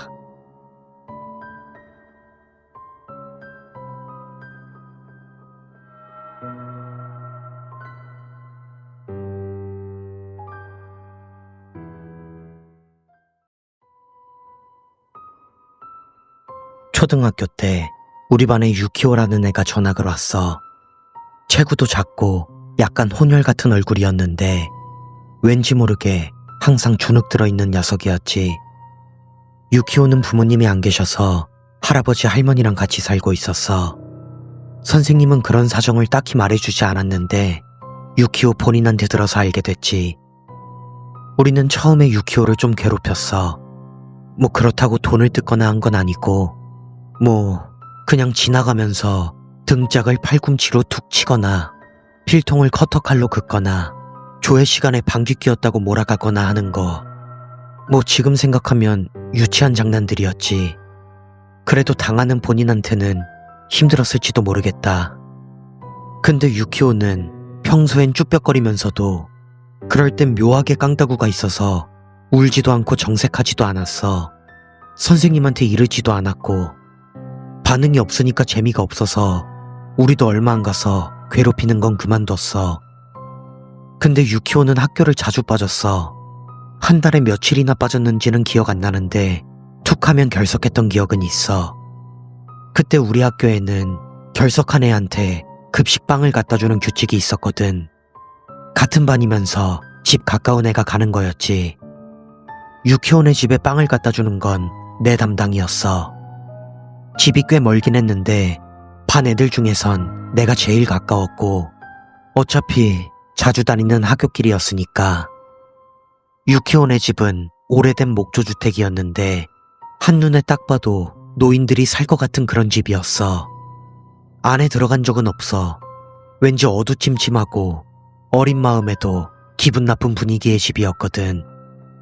빵을 갖다 줄 때는 항상 할머니한테 빵만 건네주고 후다닥 돌아왔지. 그리고 어느 날 또 유키오가 결석해서 빵을 주러 갔어. 현관에서 부르니까 웬일로 유키오가 직접 나오더라고. 감기라도 걸렸는지 안색이 엄청 안 좋았어. 그리고 유키오는 나한테 집 안으로 들어오라고 꼬셨어. 게임기하고 장난감이 있으니까 하고 가라면서. 그 장난감이 내가 진짜 갖고 싶었던 거라 찝찝한 기분을 떨쳐내고 집 안으로 들어갔지.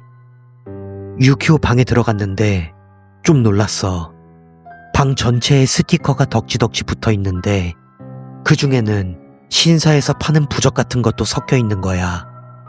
우리가 들어왔던 방문 틈새까지 꽉 채워서 붙여놨더라고. 야, 이거 뭐냐? 아, 할아버지랑 할머니가 부적을 붙이시는데 그것만 있으면 왠지 무서워서 스티커도 같이 붙이는 거야. 유키오가 직접 쓴 것 같은 부적도 있었어. 아니, 부적 떼버리면 되잖아. 그런 짓 하면 할아버지한테 혼나. 유키오는 말끝을 얼버무렸어. 그날은 유키오 방에서 1시간쯤 놀다 왔어. 다음 날도 유키오는 학교를 쉬었어. 선생님이 나한테 유키오 상태를 물어보더라. 좀 상태가 안 좋아 보였다고 하니까. 그러니 쉰다는 전화가 없어서 어쩌고 있나 싶어서. 전화해 보시면 되잖아요. 아니, 했는데 아무도 안 받으시네. 혹시 할아버지나 할머니는 계셨니? 어제는 못 봤어요. 그래, 쉴 거면 전화라도 해달라고. 유키오한테라도 좋으니까 오늘 전해주렴. 그리고 나는 그날도 유키오 방에서 놀았어. 유키오는 장난감을 엄청 많이 가지고 있었어. 좀 부러워서 물어보니까 아빠랑 엄마가 사줬다고 대답했어. 아, 그래? 너네 아빠랑 엄마는 어디 계시는데? 죽었어. 유키오는 아무렇지 않게 툭 내뱉었어. 어? 왜? 교통사고. 장난감을 만지작거리면서 고개 숙이고 대답하는 유키오를 보니까 어린 마음에도 더 물어보면 안 되겠다 싶어서 나는 화제를 바꿨어. 내일은 학교 나올 거야? 모르겠어. 야, 너 괜찮아? 쉴 때는 전화하라고 선생님이 그러더라. 미안. 아니, 나한테 미안할 건 없고. 할아버지랑 할머니는? 안쪽 방에 있어. 그래, 그럼 그렇게 전해드려. 나 잠이 안 와. 뭐? 아빠랑 엄마가 꿈에 나와서 나를 불러. 유키오, 유키오 하고 내 이름을 계속 불러. 그게 무서워서 그래서 잠을 못 자겠어. 어제는 팔을 잡혔어. 날 데려갈 작정인가 봐. 나는 점점 무서워져서 이제 간다고 하니까 유키오가 그날따라 유난히 끈질기게 붙잡았어. 아니, 네가 무서운 건 알겠는데 그렇다고 내가 여기서 자고 갈 순 없잖아. 왜? 우리 집에선 엄마가 걱정하니까. 거기까지 말하고 아차 싶었어. 유키오는 고개를 푹 숙이고 아무 말도 안 하더라. 나는 더 이상 거기 있기가 힘들어서 유키오네 집을 도망치듯 뛰쳐나왔어.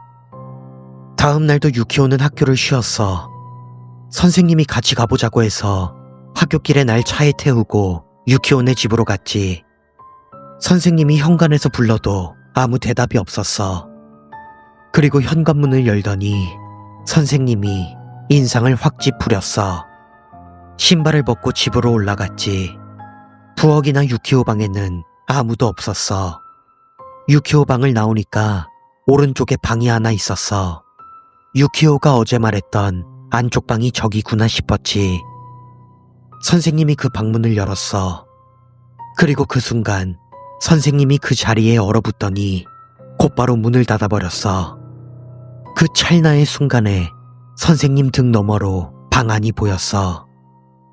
거기에는 피투성이가 된 유키오의 얼굴이 보였어. 그리고 나서 선생님이 경찰을 불렀던 것 같아. 그날, 그 이후의 일은 거의 기억이 안 나는데 경찰은 와 있었어. 다음 날, 선생님이 유키오랑 할아버지, 할머니가 돌아가셨다고 반 친구들한테 말했어. 하지만 피투성이었다는 말은 안 했어. 그냥 죽었다고만 했지. 나중에 나는 선생님한테 유키오가 꿨다던 꿈 이야기를 했어. 그리고 선생님은 한참을 말없이 듣고 계셨어. 그리고는 아무한테도 말하지 말라며 유키오의 부모님 얘기를 해주셨어. 유키오 부모님의 사이는 교통사고가 아니라 스스로 목숨을 끊은 거였대. 일가족 모두 함께 그 짓을 시도했던 거야. 유키오는 그때 운 좋게 살아남아서 할머니 댁에 맡겨진 거고, 나는 그 얘기를 듣고도 별로 놀라지 않았어. 왜인진 모르겠는데 왠지 그랬을 것 같았거든. 며칠 뒤에 경찰이 나를 불러서 유키오네 집에 갔을 때 일을 이야기했어. 유키오 꿈 이야기도 했고, 경찰 아저씨는 나한테 그 얘기가 거짓말이 아니냐고 끈질기게 물어봤어.